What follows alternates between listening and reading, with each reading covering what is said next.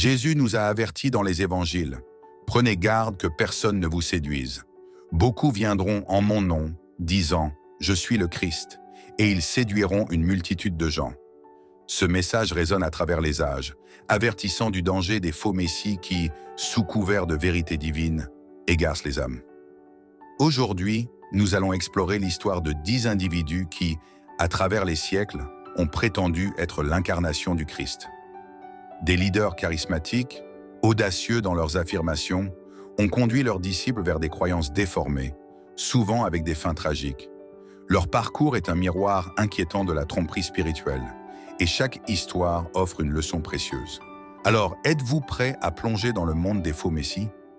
N'oubliez pas de vous abonner et de cliquer sur la cloche pour recevoir les prochaines vidéos fascinantes.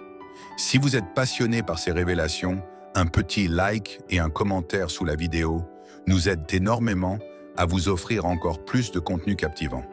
Alors, poursuivons ce voyage ensemble, à la découverte de ces vies qui ont défié la vérité et se sont perdues dans le mensonge. 1. Ézéchiel Atokuzi-Gamonal, le Christ des Andes. Né en 1940 à Arequipa, au Pérou, Ézéchiel Atokuzi-Gamonal est un exemple frappant de leader spirituel qui a attiré à lui une foule impressionnante d'adeptes. Ce jeune homme a grandi dans un environnement modeste, mais son expérience mystique unique à l'âge de 12 ans allait changer sa vie. Des visions et des révélations l'ont poussé à affirmer qu'il était l'incarnation du Christ, venu pour ressusciter l'empire Inca. Faisant des promesses audacieuses, dont une résurrection après 3 jours comme Jésus, il fonde l'association évangélique de la mission israélite du Nouveau Pacte universel. Ses disciples, vêtus de tuniques, croyaient fermement en sa mission. Cependant, après sa mort en 2000, la prophétie d'une résurrection fut démentie. Bien que sa vision n'ait pas pris forme, l'héritage d'Atokuzi perdure. Aujourd'hui, sa maison est un musée et son influence continue de marquer le Pérou. Deuxième Henri Cristo, le Messie brésilien. Né en 1948, Álvaro Tai, connu sous le nom de Henri Cristo, a proclamé qu'il était la réincarnation de Jésus-Christ après une révélation divine.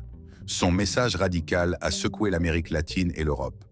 En 1979, après un jeûne spirituel, il adopte le nom d'Henri, un acronyme latin signifiant « Jésus de Nazareth, roi des Juifs ».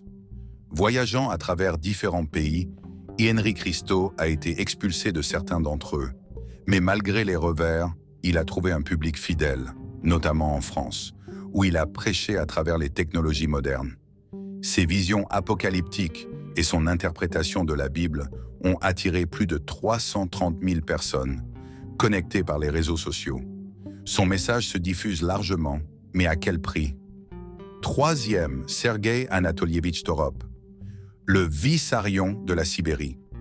Né en 1961 en Russie, Sergueï Torop, plus connu sous le nom de Vissarion, s'est proclamé le Christ incarné en 1991, après avoir quitté son emploi de policier. Fusionnant les croyances chrétiennes orthodoxes, le bouddhisme et l'écologie, il a fondé l'Église du Dernier Testament. Située dans les montagnes sibériennes, son Église a attiré jusqu'à 10 000 adeptes, prônant un mode de vie austère, exempt de viande, de tabac et de transactions financières. Cependant, Vissarion a été arrêté en 2020 pour des activités criminelles, notamment des violences physiques et psychologiques. Un exemple frappant de la dangerosité de ces messies qui exploitent les faiblesses humaines sous couvert de sainteté. Quatrième, Mitsuo Matayoshi, le Christ japonais politique. Mitsuo Matayoshi, né à Okinawa en 1944, a été formé dans les traditions chrétiennes avant de revendiquer sa divinité. Sa mission? Réformer le Japon et le monde sous l'autorité d'un Christ incarné dans un système politique et économique global. Dans les années 1990, il lance son propre parti politique, prônant un nouveau jugement dernier. Il vise à devenir Premier ministre, puis secrétaire général de l'ONU. Malgré son rêve de pouvoir absolu, Matayoshi échoua politiquement et se vit réduire sa mission à une quête personnelle et désespérée. Il est décédé en 2018 des suites d'un cancer. Sa trajectoire incarne l'échec tragique de ceux qui tentent de lier la politique et la divinité sans se soucier des vérités spirituelles profondes. 5. Wayne Bent, l'autoproclamé Messie du Nouveau-Mexique. En 2000, Wayne Bent, un homme de 59 ans du Nouveau-Mexique, vit une expérience religieuse intense où il affirme que Dieu lui a révélé qu'il était le Messie. Dirigeant l'église Lord Our Righteousness, il attire moins de 100 adeptes dans une petite communauté isolée. Cependant, après des accusations criminelles et une incarcération, la fin tragique de Bent rappelle la vulnérabilité des communautés religieuses lorsqu'elles sont manipulées par un leader charismatique. 6. Alan John Miller, le Messie australien. Depuis 2013, Alan John Miller en Australie se présente comme la réincarnation de Jésus-Christ et sa compagne Mary Luck serait Marie-Madeleine. Son groupe, Divine Truth, compte plus de 25 000 adeptes et ses enseignements sont diffusés à grande échelle. Générant des millions de dollars, leur emprise sur les fidèles semble se renforcer. Mais ces faux messies vivent dans le luxe, pendant que leurs disciples sont appelés à adopter des modes de vie austères. 7. José Luis de Jesus Miranda, le Christ de Puerto Rico.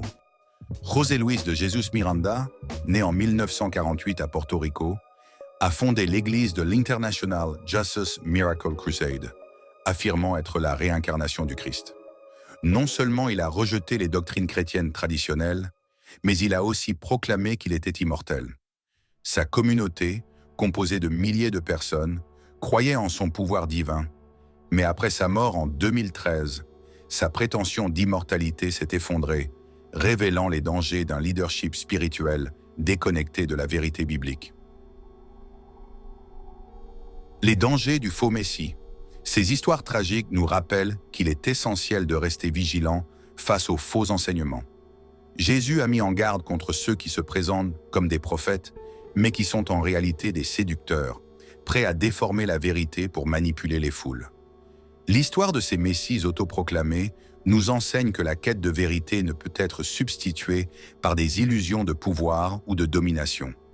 Chacun de ces individus a, d'une manière ou d'une autre, exploité la crédulité et l'espoir spirituel des gens pour asseoir une emprise dangereuse. Si vous avez aimé cette vidéo, n'oubliez pas de vous abonner, de liker et de partager pour que d'autres puissent tirer les leçons de ces histoires fascinantes et souvent tragiques. Nous avons encore beaucoup à explorer ensemble, alors restez avec nous pour découvrir d'autres vérités cachées et parfois dérangeantes.